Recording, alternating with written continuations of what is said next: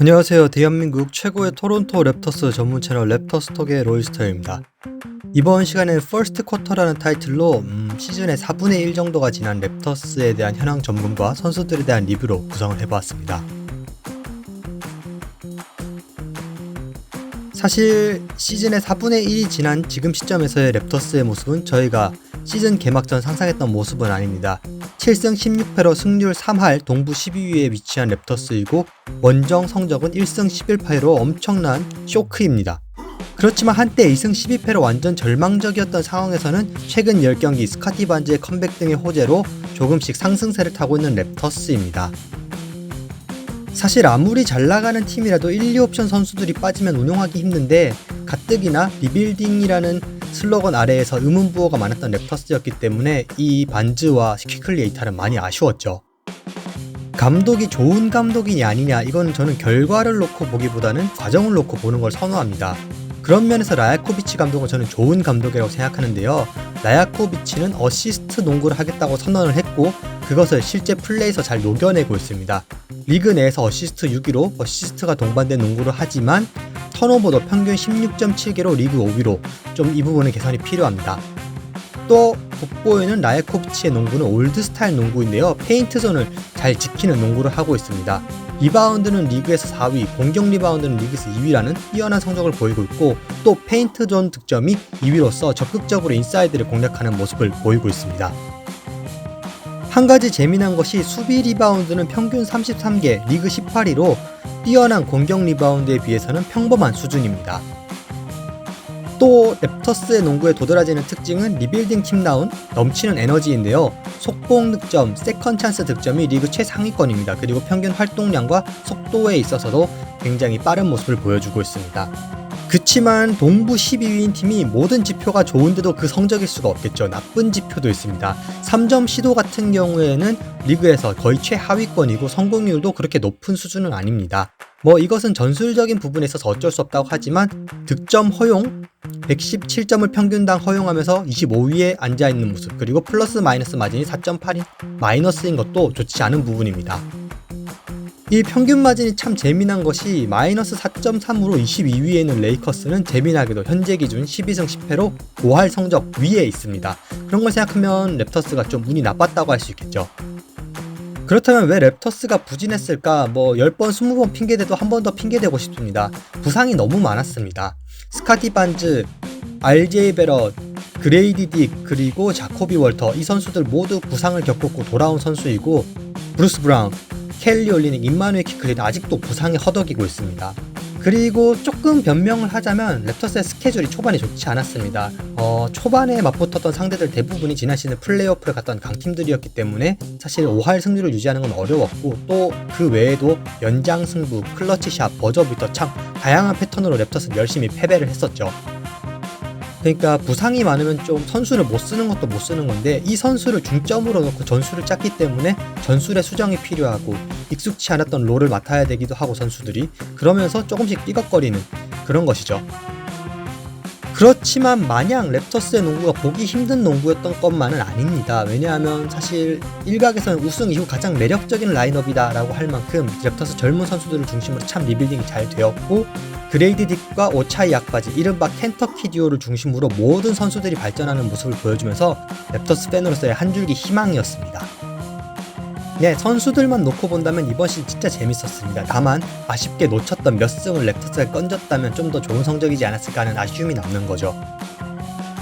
그렇다면 향후 전망입니다. 저는 사실 랩터스가 30%의 승률을 기록할 팀은 아니라고 생각합니다.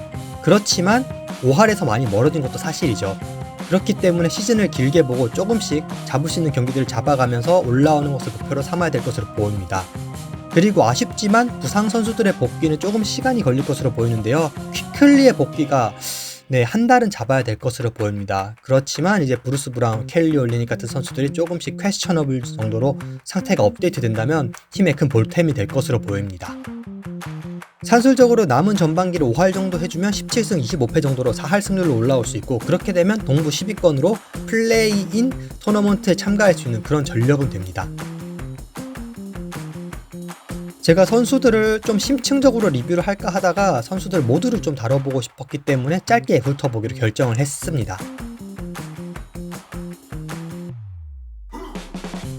제일 먼저 스타팅 라인업 선수들 리뷰입니다. 스카티 반즈, 고글 반즈가 되면서 한층 더 성장할 모습을 보이고 있습니다. 각종 지표에서 커리어 하이를 찍고 있지만 아쉽게도 3점슛 감각은 29%로 조금 더 끌어올릴 필요가 있습니다. 그리고 RJ 베럿, 홈에서는 메이플 맘바 그 자체입니다. 평균 28.8득점을 찍어주고 있으나 캐나다 밖에서는 메이플 맘바 아닙니다. 개인적으로 전 스카티 반즈의 팔뚝 근육 굉장히 좋아하고 있습니다. 그리고 야코 퍼틀 29의 커리어 하이가 찾아오자니 참 대단합니다. 득점, 리바운드, 그리고 자유투 성공률에서 모두 커리어 하이를 기록하고 있고요. 사실 아쉬운 점 거의 없는데 굳이 꼽자면 전년도 대비 5% 낮아진 야투율이라고 할 수 있겠습니다.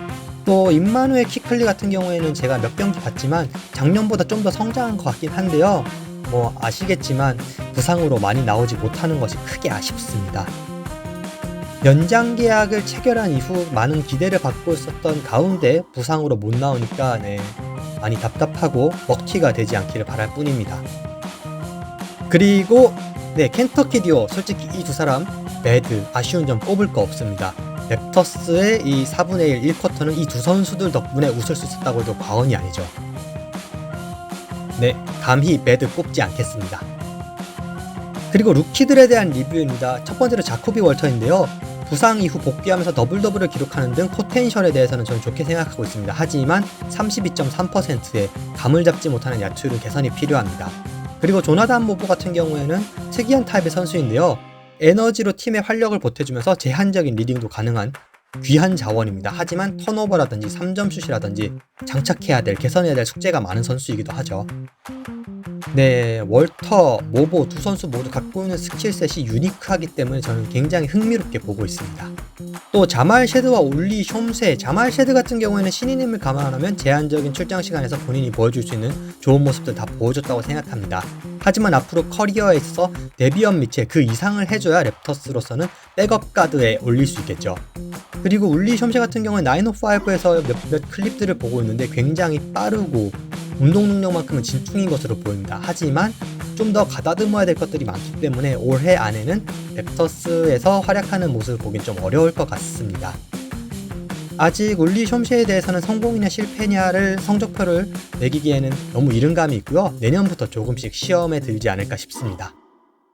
로테이션 멤버들에 대한 리뷰입니다. 크리스 부셰이 30 넘어서 제2의 전성기를 맞고 있는데요. 3점슛 역시 그때의 전성기로 돌아와줬으면 좋겠습니다. 그리고 데비언 미첼, 사실 랩터스에서 대인 수비에 있어서는 미첼보다 좋은 선수가 없을 겁니다. 미스터 오프나잇에 맞는 모습을 보여주고 있는데요. 아쉽게도 공격력에 있어서는 스스로를 오프나잇 시키고 있습니다. 그 부분만 고치면 참 좋겠어요. 일단 라야코비치 감독 등 코칭 스태프는 미첼에 대해서 좋은 평가를 내리고 있긴 한데 저는 기본적인 리딩이나 공격력 부분에서 많이 아쉬움이 남는 선수 같습니다. 또 브루노 페르난도, 일단 의외로 26살로 젊은 센터인데요. 사실 이 정도의 선수는 솔직히 말해서 매 시즌 루키로 나올 수 있고 또 투웨이에서도 잘하면 페르난도 정도는 대체할 수 있는 선수라고 저는 생각합니다.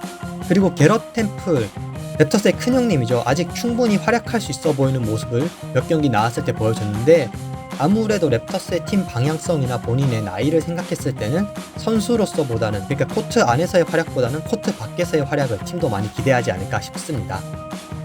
그렇지만 전혀 템플이 못한다는 게 아니라 옛날에 테디어스 영처럼 가끔씩 나왔을 때 뭔가를 보여주는 그런 모습은 확실히 있는 것 같습니다. 마지막으로 투웨이 플레이어 리뷰입니다. 제이미슨 배틀 42.5%의 확률로 3점을 꼽아주는 선수가 투웨이 플레이어다. 이거 진짜 랩터스가 땡 잡은 겁니다. 그렇기 때문에 내년에는 이 선수에게 정식 계약을 오퍼해야 하지 않을까, 다른 팀들의 입찰이 있지 않을까 싶습니다. 그리고 DJ 칼튼, 랩터스가 핸들러가 부족한 상황에서 또 하나의 보험성으로 갖고 있는 핸들러인데요. 사실 냉정하게 말해서 누군가가 좀 더 부상을 입지 않는 한 칼튼이 올 시즌 랩터스에서 활약할 기회는 많지 않아 보입니다. 사실 저는 7%센터 브랜든 칼슨을 굉장히 고평가했기 때문에 이 선수를 놓친 건 안타깝지만 그만큼 배틀은 잡을 만한 가치가 있었던 선수였습니다. 기타 뉴스입니다. 인디애나 페이서스의 릭 칼라일 감독이 브루스 브라운과 함께했던 시절을 회상하면서 남자 중에 남자다, 굿 플레이어다라고 칭찬을 아끼지 않았습니다. 곧 브루스 브라운이 복귀할 것으로 보이는데요. 랩터스는 브루스 브라운을 맹활약시켜서 1라운드 픽과 함께 트레이드 시키려는 목적인데 과연 잘 될지 모르겠습니다. 아까도 짧게 이야기했지만 요즘 스카티 반즈 3점슛 감각이 그렇게 좋지만은 않습니다. 그래서 인터뷰에서 반즈가 3점슛을 너무 많이 쏘는 거 아니냐라는 질문이 있었는데요.